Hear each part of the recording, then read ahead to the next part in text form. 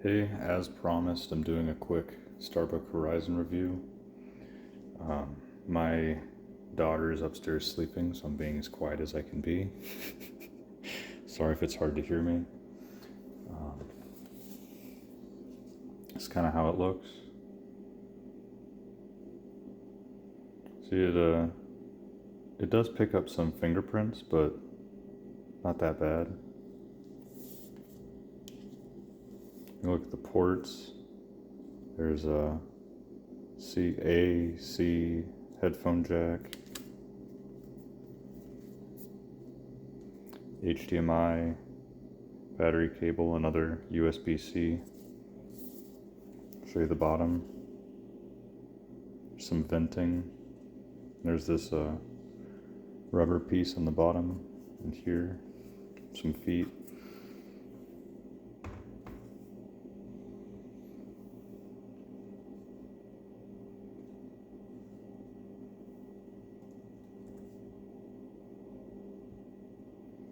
I have some notes so I don't lose track of some important points. So basically, I've been using this for about a week now, and I'm daily driving it. So I'm using it both for work and personal laptop. I got really lucky at work and was able to choose my own machine, so I picked this because I've been really interested in Star Labs for the past couple of years, so I didn't want to waste the opportunity. Overall, it is actually pretty good. In a personal context, I would definitely recommend it in a personal context. In a work context is where I'm not 100% sure I would recommend this personally. The biggest two issues have been really poor Wi-Fi connectivity, and I'd say like a slightly below average battery life. The battery's nothing too crazy, you're not going to get like Snapdragon or AMD levels of, battery longevity out of it or anything.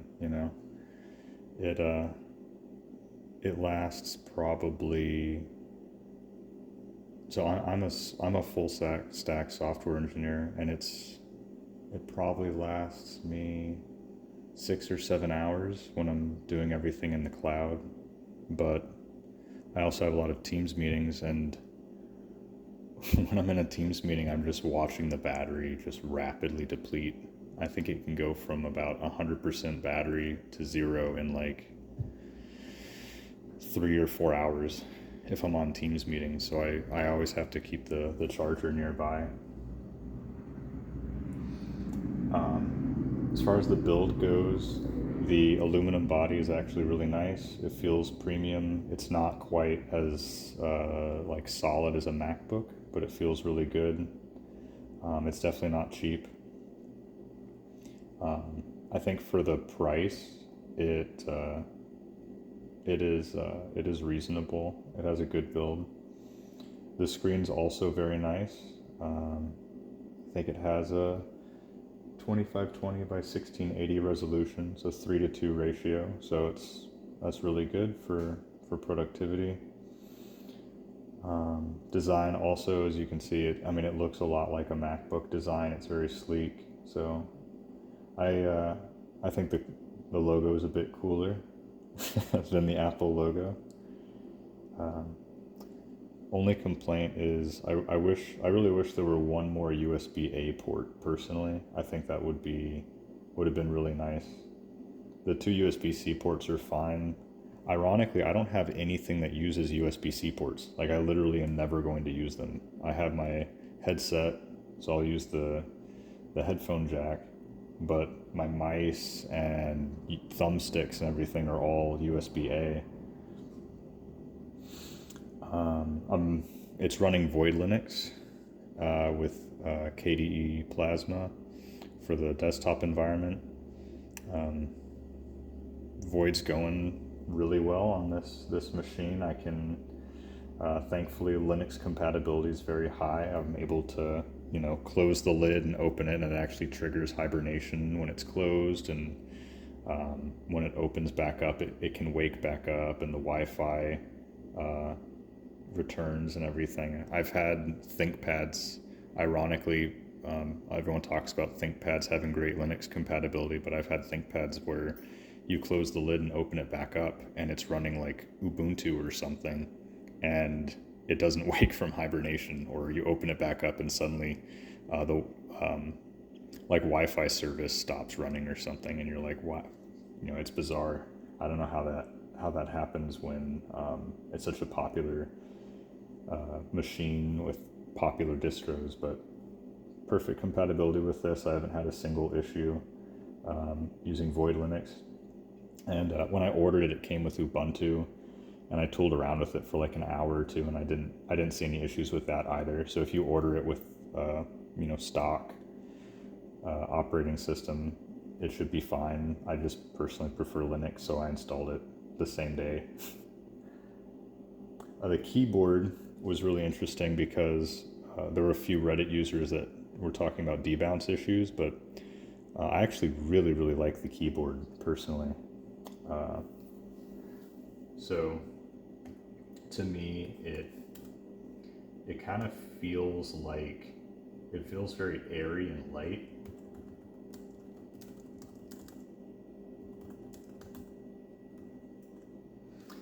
So I think it feels good to type on. It's very airy. It doesn't have like a thocky feeling. There's no resistance to it or anything. But I actually quite like that. I was very surprised because I'm used to ThinkPad keyboards, and there's less resistance with these keys, but it feels really pleasant to type on. Like you can type on this for hours on end without it being uncomfortable.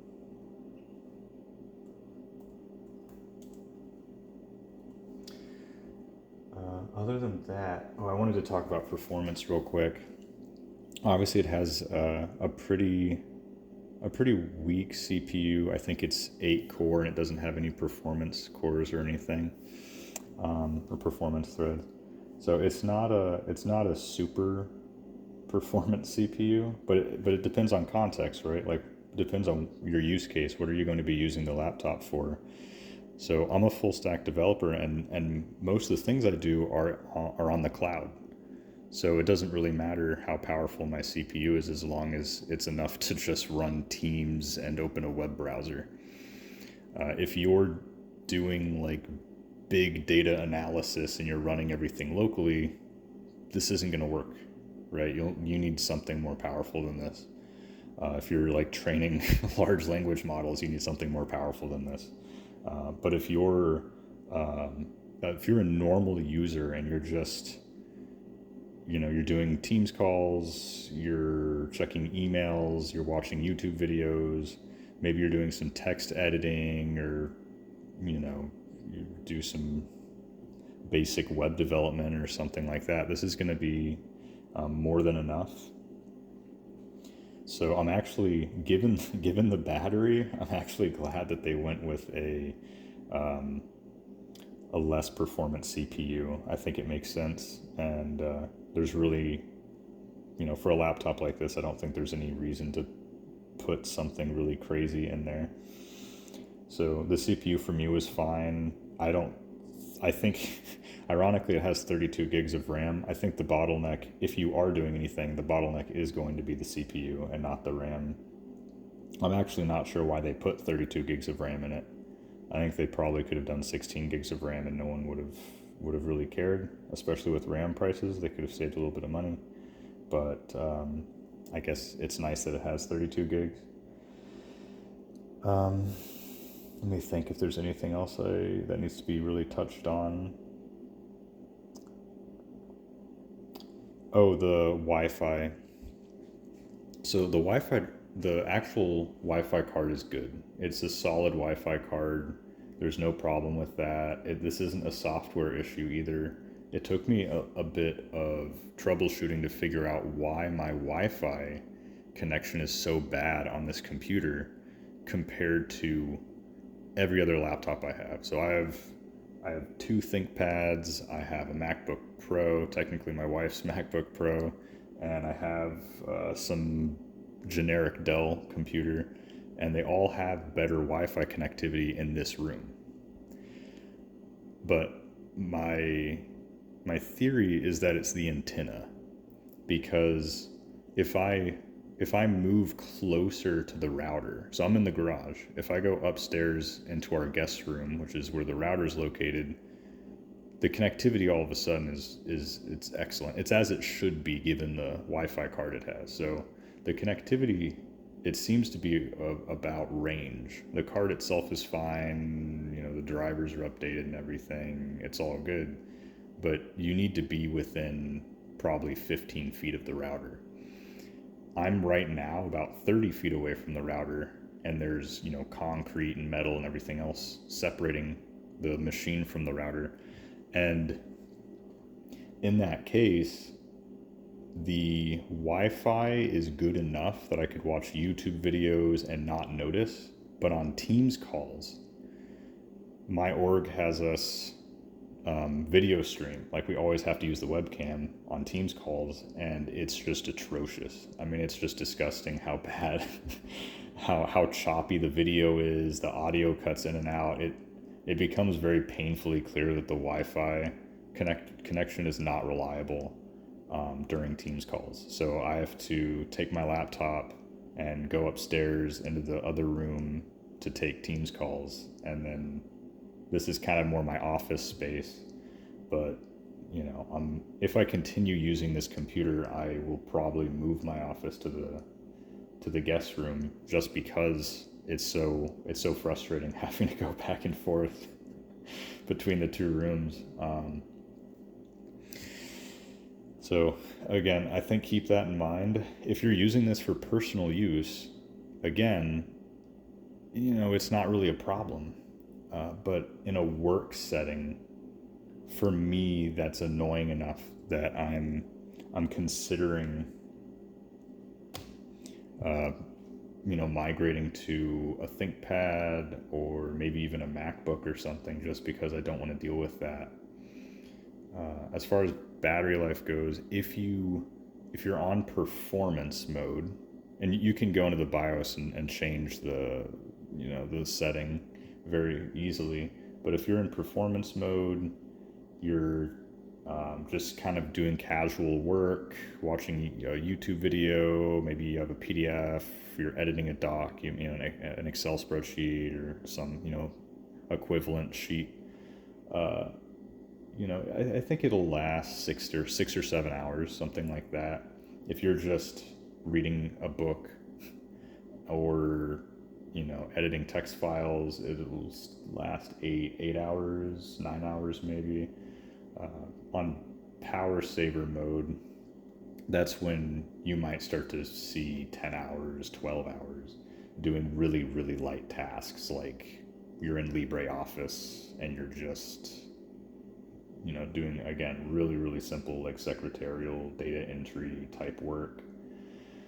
But those Teams calls are brutal. If you're doing any video streaming, I mean, it doesn't have to be Teams, Google Meet, anything. If you're doing any video streaming, the battery just is gone. You have to be near an outlet. You must be near a wall outlet, or else the battery will die in a few hours. So I have watched in despair on on like really important Teams calls, my battery just shrink really, really fast. So I'm like, oh no, it's, you know, I'm at 50%, but I still have 2 hours left of this meeting. What am I going to do? And, you know, that's when you turn the screen off for a second. You shut the webcam real quick and grab the charger. So to be really, to conclude and also be as honest as possible, because I know some of you, this is not a professional video by any means, obviously. I'm not a video editor or anything like that. I've never made a YouTube video.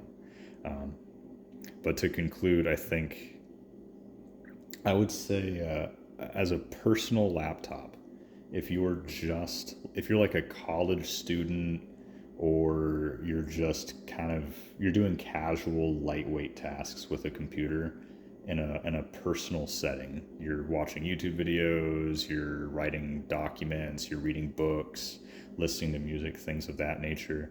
I 100% recommend this. I think I would actually give it a 9 out of 10. The build quality is really good. The keyboard feels really good. It's privacy focused, which is very, very, very rare. You know how, I mean, I'm sure if you're looking into this computer, it's probably because it's privacy focused. That's like the main draw, at least to me, was the privacy. And I think it's really worth it for that. Even without that, given everything else about it, I think the price, which right now is around 1,350 USD as of this video, I think the price is about right for what you're getting. It's on the higher end, but it's still in what I would consider acceptable given the build quality. The screen's really nice. The firmware is nice. I mean, it's just overall a really nice machine. So again, personal setting, I would give it a 9 out of 10 and say, yeah, go for it. In a business setting, so in the context of, can you use this for work? I would personally give it like a 4 out of 10, just because in, almost any work setting you could think of, you're going to be in calls. You're going to be on a Teams call, a Google Meet call, whatever platform you use. And the fact that completely just drains the battery. It just feels like the battery, like a hole just got punched through your boat. It's really not good. I think it's not very good for a work setting. If you have to communicate with anybody outside of emails, basically. So, yeah, the Wi-Fi being kind of shaky isn't a big deal for YouTube videos, but and when you're streaming a video, it's really, really bad. And for that reason, right now, I'm like, I'm honestly, I'm 50-50 on whether I want to use my wife's MacBook or, you buy a ThinkPad for myself and feel like maybe I just get a new ThinkPad or use my wife's MacBook or something, because I'm really not sure if I can continue to endure the Wi-Fi issue, which I don't know if it's just my machine. Maybe I have a faulty antenna. I have no idea. It might be every machine. I really don't know. But the Wi-Fi is brutal, and the battery is really, really, really bad when you're streaming video content, or you're streaming in a video call. So those are my thoughts. Overall, really cool. I am glad that I was finally able to get something from Star Labs. I think what they're doing is really neat, and I wanted to support it, and I needed a new work computer, and my company gave me the opportunity to choose the machine that I could use. So I chose this, and I'm definitely, overall, I'm glad that I did. I just need to either continue troubleshooting the Wi-Fi connection, or figure something out. Might need to be connected via Ethernet cable or something, because I just can't stand